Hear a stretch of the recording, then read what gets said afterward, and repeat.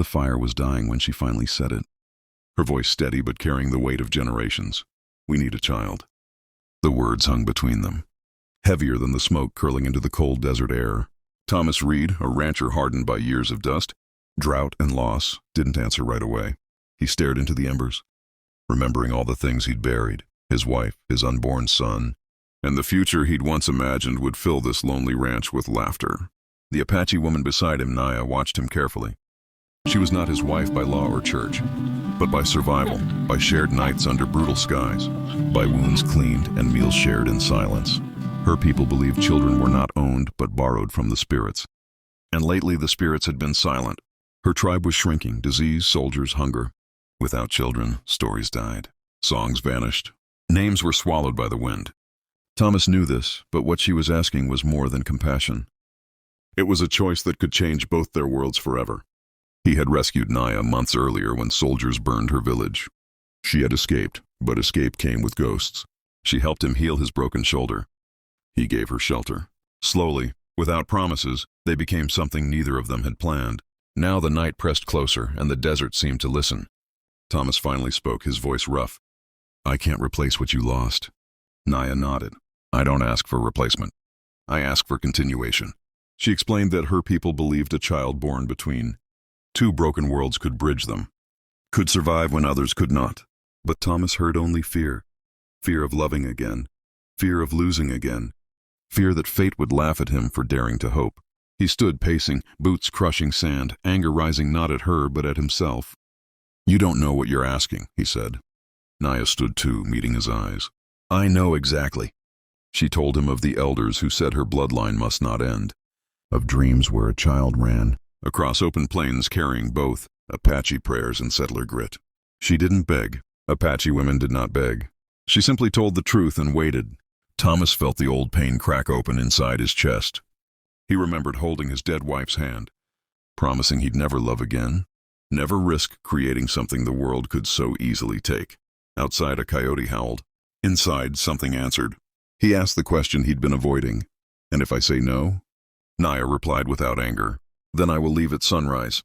I will walk until my legs fail. My people will end with me." Silence followed. The fire collapsed into ash. Thomas realized this wasn't about saving a tribe or honoring a prophecy. It was about whether he would continue hiding from life or step back into it knowing the cost. The desert had taken everything from him once. Now it was offering him something fragile and terrifying in return. He sat back down, exhaustion flooding him, and whispered the words that would change everything. "If we do this, I won't walk away." Naya's breath caught. "Nor will I." Above them, the stars burned brighter, as if the world itself leaned closer. And if you're still listening right now, stay with this story, because what followed tested every promise made beside that. Fire. The child came during a storm that split the sky open, rain hammering the ranch roof like a drum of war and blessing both. Naya labored without a cry, gripping Thomas's arm so hard he felt blood run. And when the baby finally breathed, strong, furious, alive, Thomas collapsed to his knees, sobbing in a way he hadn't since his wife died. The child was a boy. Naya named him Koa, meaning warrior, not because he would fight with weapons, but because surviving this world would demand strength of spirit. For a while, hope lived easily on the ranch.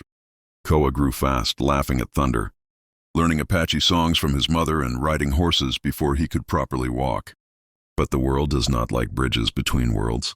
Soldiers came first, suspicious of the child's heritage. Settlers whispered. Apache scouts warned Naya that her people would be hunted again. Thomas knew the ranch could not protect them forever. One night, Naya told him the truth. Her tribe was regrouping far west, and Koa needed to know who he was, not just where he lived. Thomas felt the old fear rise again, the terror of loss. But this time, he did not run from it. He packed supplies, sold cattle, and did the unthinkable. He chose to leave the land he'd bled for. The journey nearly killed them. Fever took Naya for weeks, and Thomas carried Koa for miles, whispering stories into his ear, so the child would remember his voice, even if Thomas didn't survive. When they finally reached the Apache camp, the elders watched silently as Thomas laid the boy before them, not as an offering, but as a promise kept. One elder asked him why a white rancher would give up everything.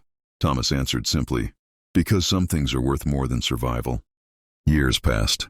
Koa grew into the child of the prophecy, fluent in both worlds, respected by both, belonging fully to neither, and therefore capable of protecting both. When Thomas grew old, Koa built him a small home near the tribe, visiting every evening, listening to stories of the ranch and the fire and the choice that changed fate. On the night Thomas died, Koa held his hand and understood at last what that answer truly meant. It wasn't just yes to a child. It was yes to pain, yes to love, yes to a future that asked everything and gave meaning in return. And as Koa told this story to his own children years later, the legacy continued, not because of blood alone, but because one man chose courage over fear. If stories like this move you, if choices, destiny, and forgotten histories matter to you, then you already belong here. Subscribe to this channel, because every story you hear keeps another memory alive, and some answers, once spoken, deserve to echo forever.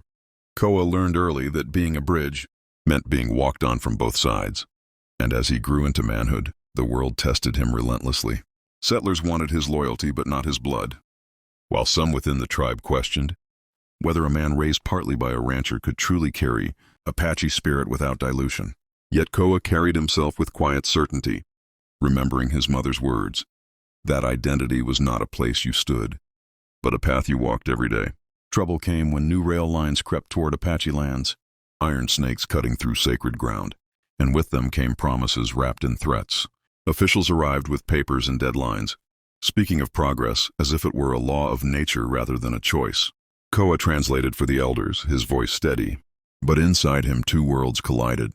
He heard echoes of Thomas's lessons about contracts, leverage, patience, and Naya's teachings about honor, memory, and when to stand firm like stone. When negotiations failed, violence followed, swift and cruel, and Koa found himself standing between rifles and spears, shouting until his voice broke. He was wounded that day, not just in the flesh, but in spirit, realizing that bridges are often burned by those who fear crossing them. During his recovery, he returned to Thomas's small home, now quiet except for the wind, and sat where his father once told stories by lamplight. There, Koa understood the final lesson Thomas had tried to teach him without words, that answers carry responsibility long after the moment they're spoken. The rancher's yes had created life, but it had also created obligation, to protect, to choose, to endure being misunderstood. When Koa returned to the tribe, he did so not as a mediator seeking approval, but as a leader willing to bear the cost of decision. He helped guide families to safer lands, preserved stories before they could be erased, and taught children both how to ride and how to pray, how to read tracks and written words alike. Years later, when he told his children about the night by the fire, the moment when an Apache woman said, "We need a child," and a broken rancher answered, he made sure they understood this, that the most powerful answers are rarely loud, rarely easy, and never free. They change not just fate, but the person who gives them. And if this story still has you here, still has you listening, then you understand why stories matter. Why remembering choices like these keeps courage alive. Subscribe to this channel because every time you listen, you help carry a story forward. And some legacies only survive if someone is willing to keep telling them. Time softened the sharpest wounds, but never erased them. And as Koa aged, he began to see the truth his parents had lived without ever naming. That fate does not arrive all at once, but unfolds slowly through ordinary days shaped by extraordinary choices. The lands his people settled were quieter, less rich in water and game, yet safer, and Koa worked relentlessly to make life there sustainable. Blending ranching methods, he learned from Thomas with Apache, knowledge of seasons and soil. Children grew up hearing stories not just of battles and loss, but of cooperation, resilience, and the night when fear was met with courage beside a dying fire.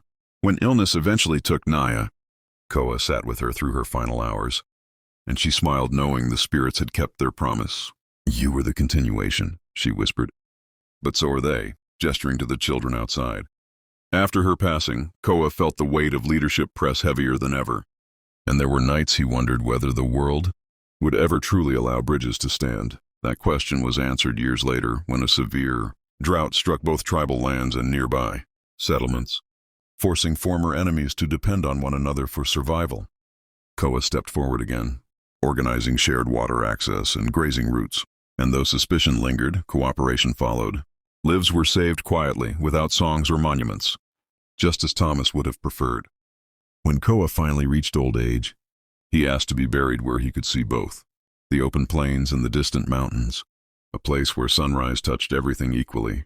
At his final gathering, people from many backgrounds stood together, listening as his eldest child told the story that had shaped them all, not of conquest or destiny, but of a simple sentence spoken honestly and answered bravely.